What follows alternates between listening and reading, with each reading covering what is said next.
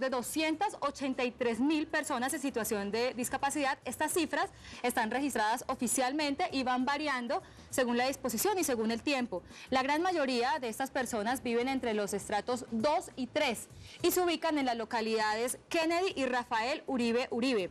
Los organismos internacionales como la ONU, la OIT y la Organización Mundial de la Salud han trabajado para difundir convenios que velen por el bienestar y por la integridad de estas personas. En Bogotá, en el año 2007, se creó la Política Pública de Discapacidad, que busca producir un desarrollo integral en todas sus dimensiones. Algunos de los aspectos, o el que vamos a tocar hoy, va a ser el aspecto de acceso, de accesibilidad. Pero también hay otras dimensiones, como la creación de políticas que afecten a esta comunidad y sobre todo que hagan parte de nuestra comunidad. Hoy en Linkeados Bogotá nos venimos con datos concretos, datos reales. Ustedes saben que en Linkeados Bogotá estamos siempre indagando y buscando por las redes sociales y encontramos dos gráficas totalmente importantes. Estas tal vez nos muestran la situación en que se encuentran las personas en situación de discapacidad.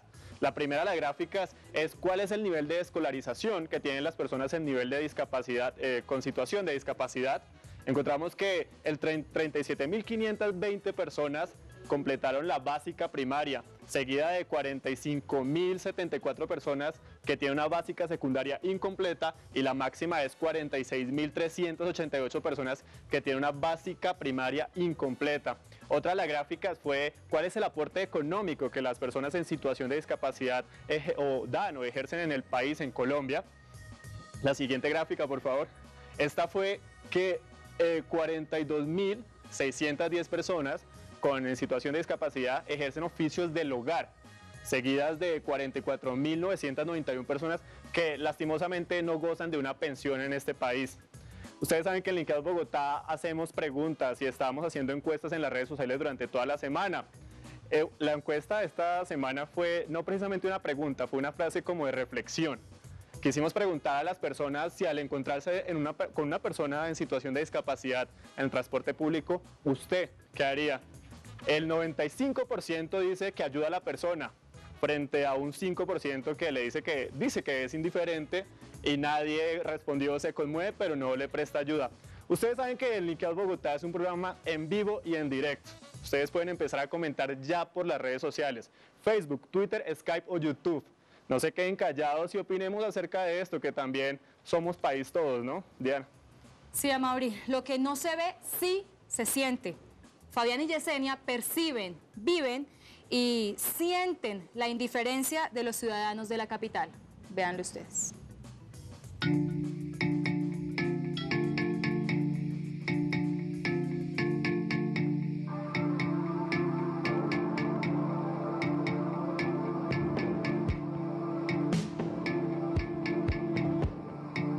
Mi nombre es Fabián Mateus, tengo 42 años.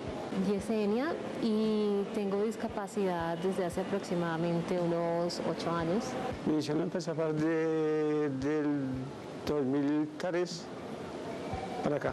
Mi proceso empezó con una ceguera nocturna y luego fue aumentando la ceguera en el día.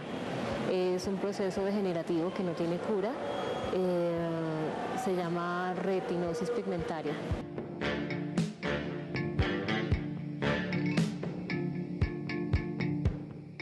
El proceso es difícil, es bastante difícil. Cuando uno le diagnostica la enfermedad, uno piensa que no hay nada que hacer, que se le acabó la vida. Pero no, uno salía la fuerza de voluntad de uno mismo desde adentro, lo hace salir adelante a uno. Son muy pocas las oportunidades que tenemos las personas con discapacidad, a pesar que existe ya normatividad al respecto. Conocemos, por ejemplo, la ley Klopatowski, en donde se intenta incluir a las personas con discapacidad en los espacios laborales. Pero la primera barrera son los empleadores, porque no tienen, es decir, piensan que no tenemos la capacidad para poder trabajar en las mismas condiciones que las demás personas. Enough, I am not real.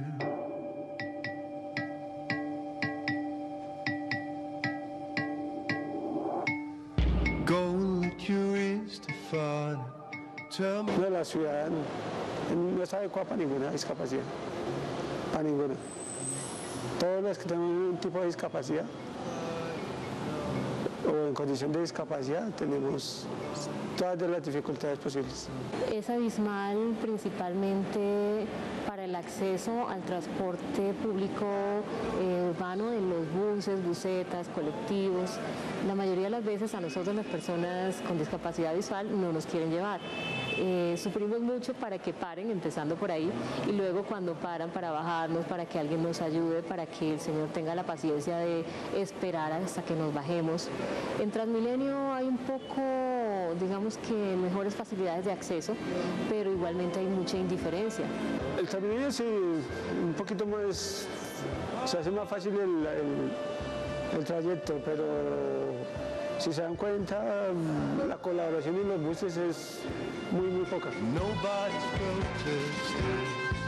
Nobody's protesting. Oh, night. Que la gente no le colabore a uno, que uno pide ayuda y lo miran y no le paran bolas a uno. No le paran a uno. Lo primero que piensan es que uno está pidiendo plata o se está haciendo. Nobody's protested.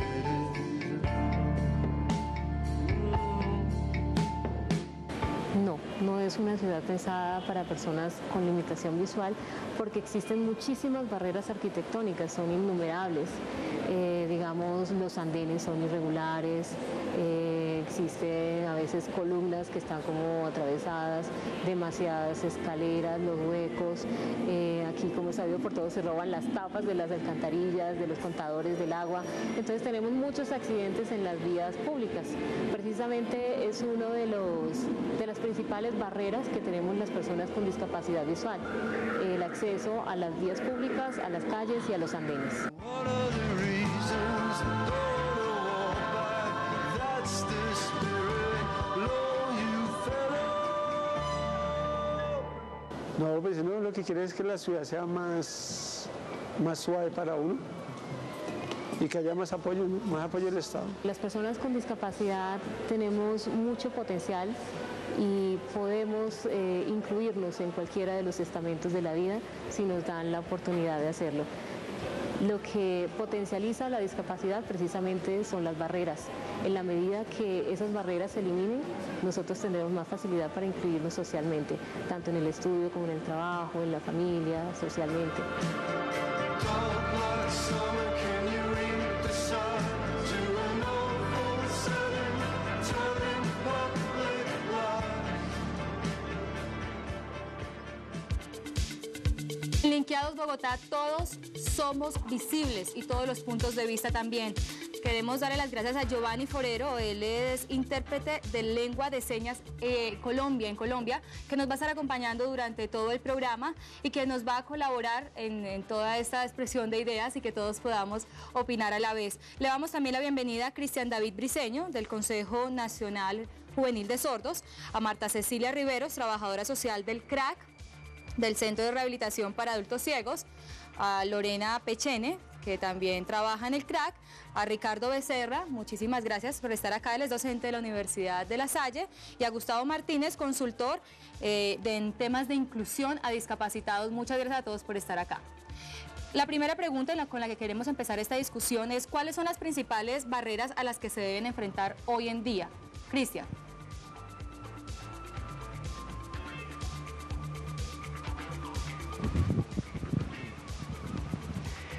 Principalmente es el tema de la educación. Pues por experiencia propia sé que cuando ingresé a la universidad yo tuve unos buenos resultados en el ICFES, sino que tuve un problema porque en la universidad no conocía lo que significaba ser una persona sorda. Todo el proceso de inclusión, todo ese tipo de cosas que pues conllevan educar como tal a una persona sorda, ¿sí? y siempre han habido como esas barreras con el servicio de interpretación. No ha sido claro a veces para las personas que están en las diferentes entidades comunicarse con nosotros, ¿sí? Y también, como les comentaba anteriormente, cuando ingresé a la universidad estaban muy confundidos porque decían, ¿cómo hacemos para tratar con una persona en situación de discapacidad? En mi caso, como una persona sorda. Y a veces me negaban ese derecho de la educación, ¿no?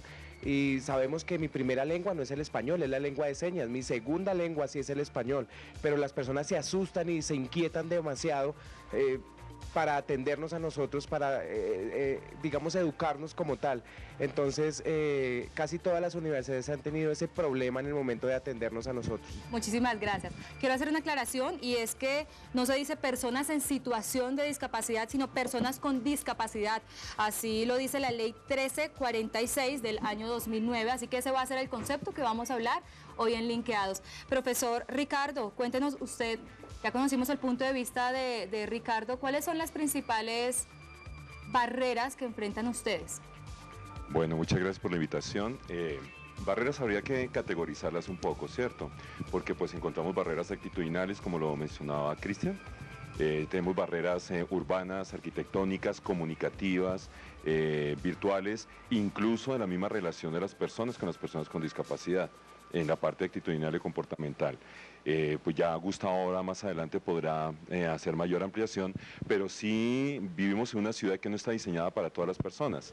Habitamos un mundo donde si yo no puedo ver, si yo no puedo ir, si yo no puedo caminar, si yo no lo puedo entender o no me puedo comunicar, voy a estar fuera de todas las dinámicas sociales. La idea es poder involucrar, y más que involucrar, incluir en todas las dinámicas sociales sin discriminación alguna, en igualdad de condiciones, equiparando todas las oportunidades porque tenemos los mismos derechos que cualquier otra persona, ¿cierto? En su caso, por ejemplo, ¿cuáles son esas barreras que ha encontrado en la infraestructura? Puntos específicos. Rampas toboganes, por ejemplo. Rampas absolutamente empinadas, inclinadas, con unos recorridos absolutamente largos. ¿Son accesibles? Sí. Son muy accesibles. ¿Por qué? Porque permiten subir desde la parte de abajo hasta 450, 480 metros de altura, pero no son incluyentes, porque no permiten que yo, como ser humano, sea autónomo en el disfrute de la ciudad. La idea es que podamos gozar plenamente de todos los derechos, pero si yo no puedo subir el puente solo, ¿de qué me sirve? Me toca esperar a un bachiller policía o a un samaritano que pase por el lado, señor, qué pena, me puede ayudar a subir o me empuja la silla. O sea, creo que no tenemos que valernos de eso. Creo que la ciudad debe estar diseñada integralmente para poderlo desarrollar. Los andenes dificultosos con accidentes, las baldosas, por ejemplo, para las personas ciegas, que son baldosas de guía para desplazarse y para alertarse, no están bien implementadas, están ubicadas en sitios donde no son. La misma población ciega no entiende y no sabe todavía que esas baldosas son para su ayuda. La parte comunicativa del personal, de las personas sordas, personas de talla baja, por ejemplo, para acceder al transporte público. Dejemos que también